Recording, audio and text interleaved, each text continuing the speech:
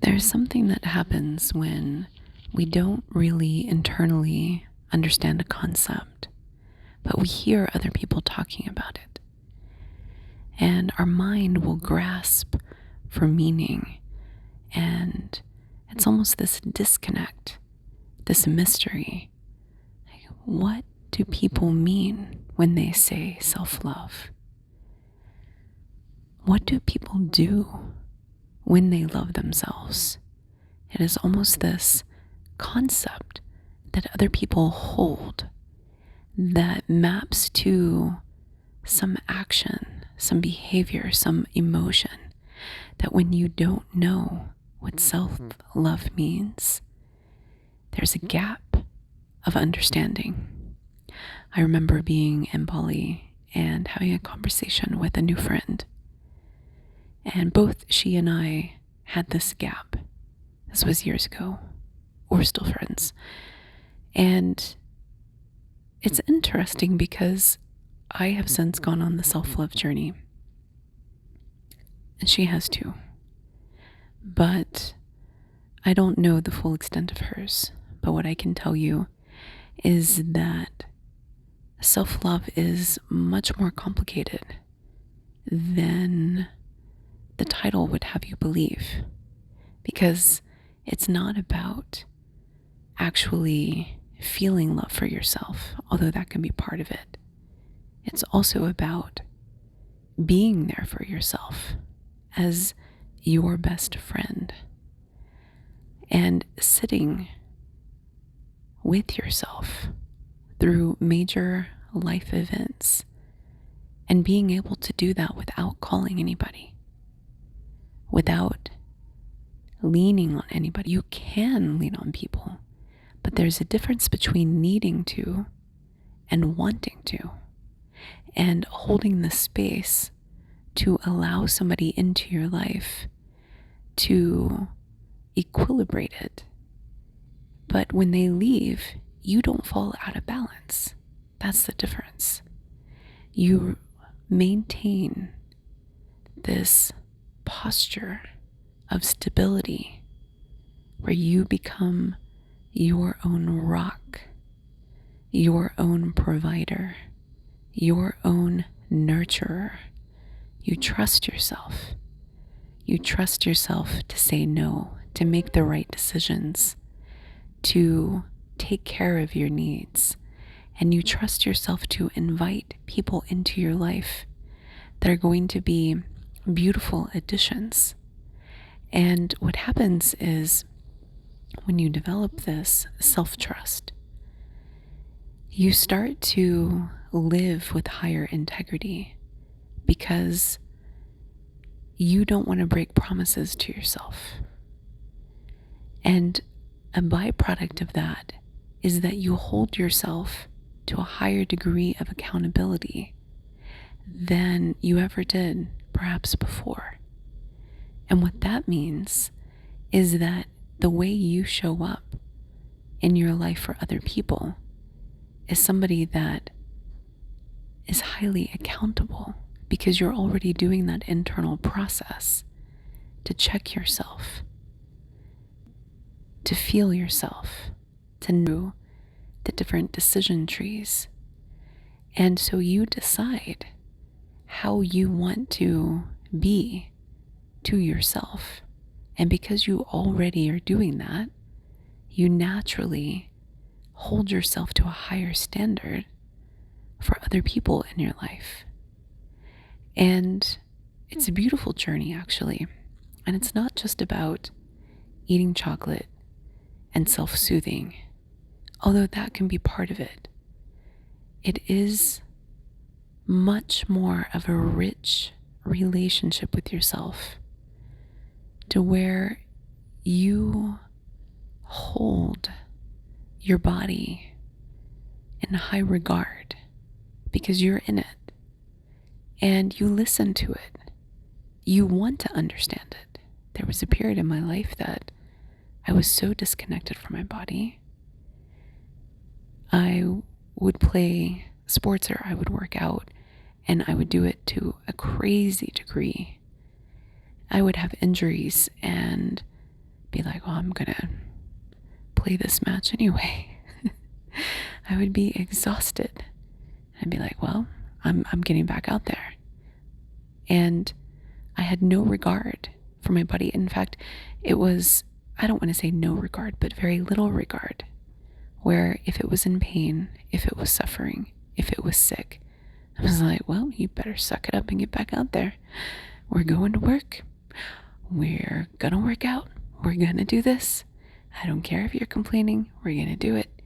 And so as a result, I carried these injuries that took me a long time to heal. It took almost no activity for a couple of years, and resetting my mind to appreciate the vehicle that I have, the beautiful vehicle that I have, to appreciate health, to value it, and to nurture it. And that's one aspect of self-love. But another aspect is taking care of one's emotions, taking care of one's mind. If you know that going to that party or that family gathering is going to put you into a tailspin, why are you going? Especially when it's to make other people happy. That is a self-love decision. To say no. Is your perception of other people's opinion of you more important than your own opinion of yourself?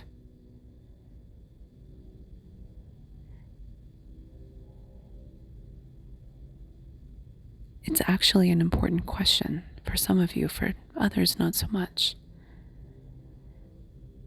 We sometimes hold other people's opinions of us in higher regard than we do our own opinions of ourselves, such that we actually form our own opinions about ourselves based on other people's opinions of us. That is seeking external validation. And we form a core sense of self. We feel good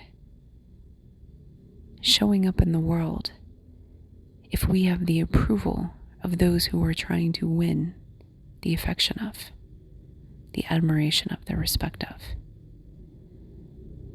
The self-love journey is about rewiring that and saying, I care about your opinion, but I care about my own opinion about myself more.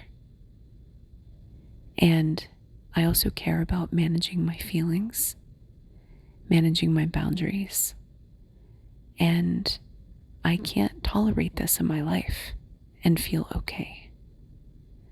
I can't go to this event and feel okay afterwards. I can't spend my energy, my money in this way, my time, my affection, my adoration, my commitment, my devotion. That's a big one, right? Who are you going to be devoted to? What causes are you going to be devoted to, and why? Where does that stem from? And when you start to hold yourself in high esteem and in high regard, you notice that sometimes people in your life disagree with how you spend your energy, your time, your money, your affection, your adoration, your devotion. And when you don't have self-love, sometimes those people use that influence to persuade you to spend those things in the ways that they prefer.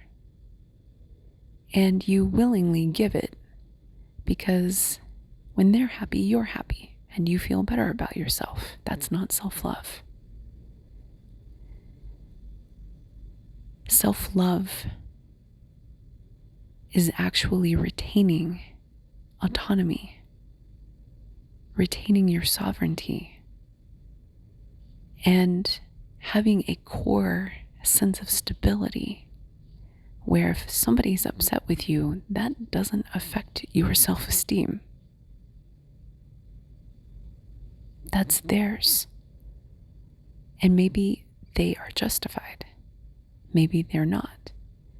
You hold space for their experience. And their experience doesn't define you. It doesn't slide you into a downward spiral. And so many people, before they have self-love, regulate their emotions through other people. And so when they are feeling stressed or feeling down,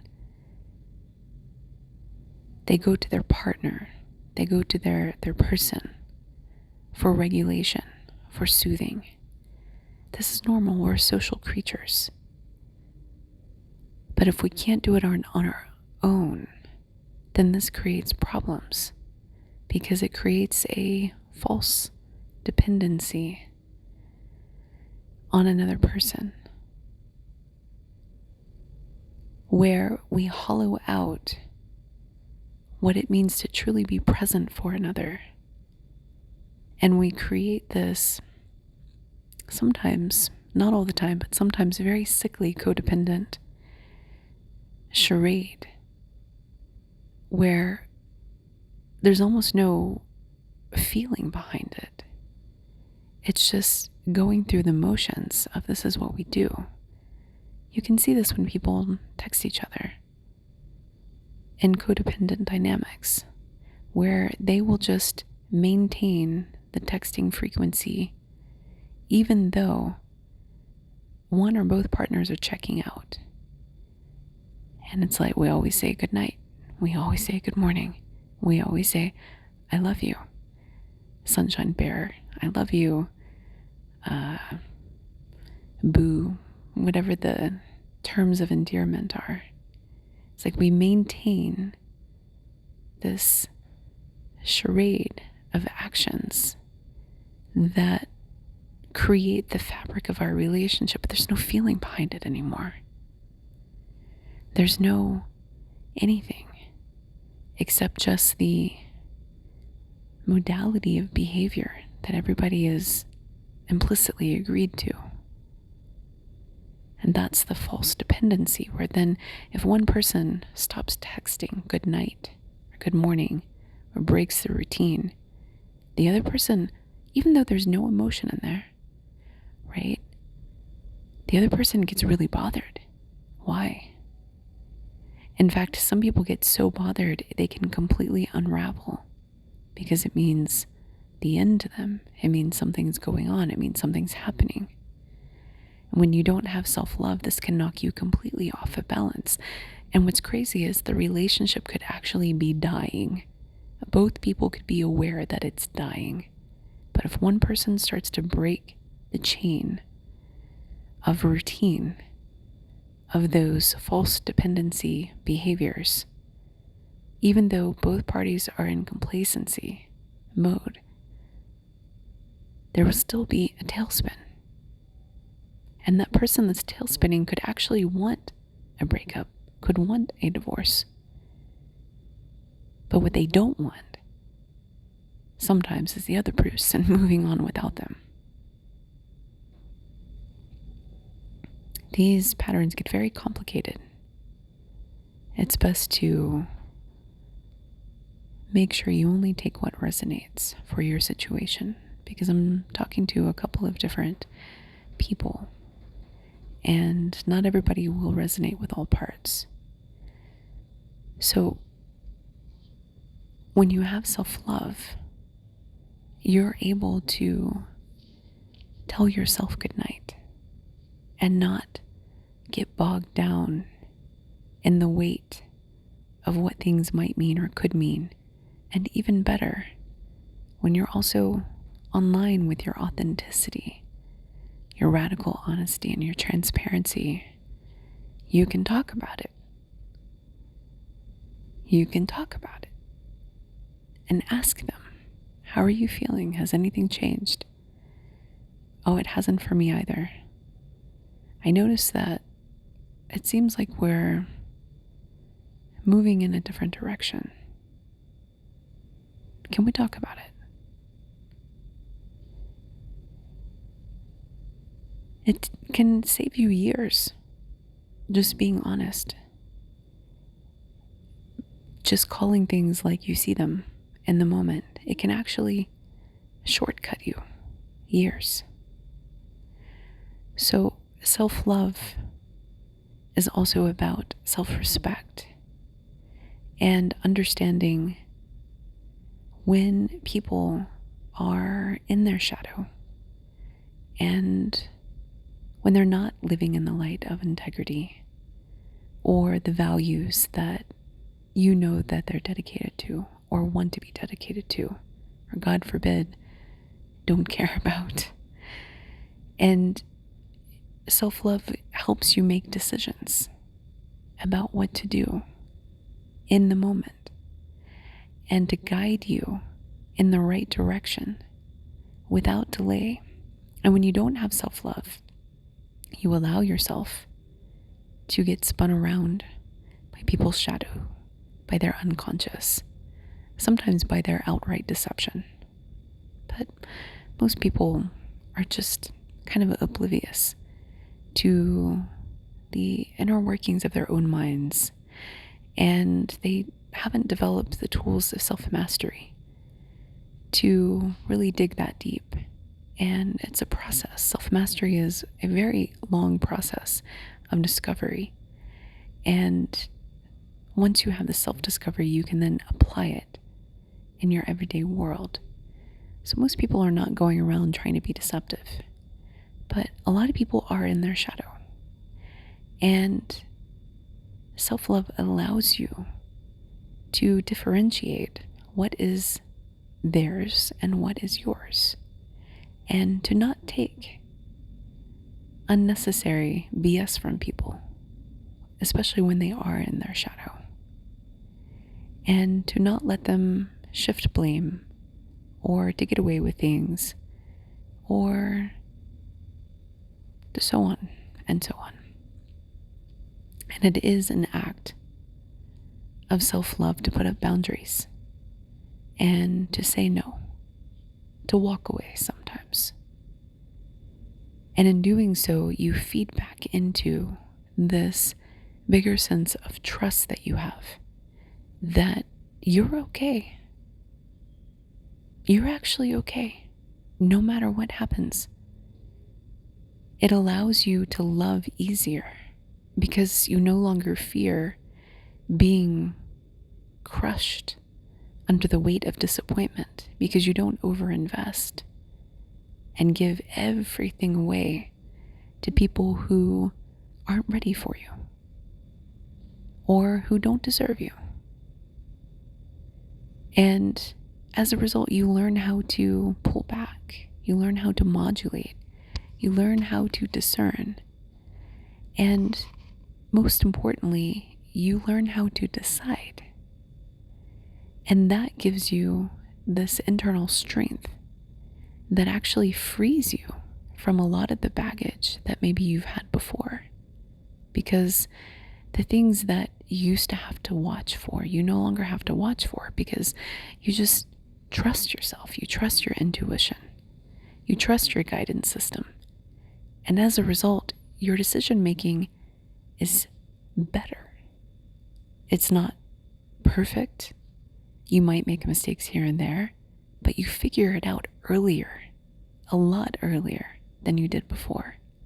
And you don't need anybody's validation to act in a certain way.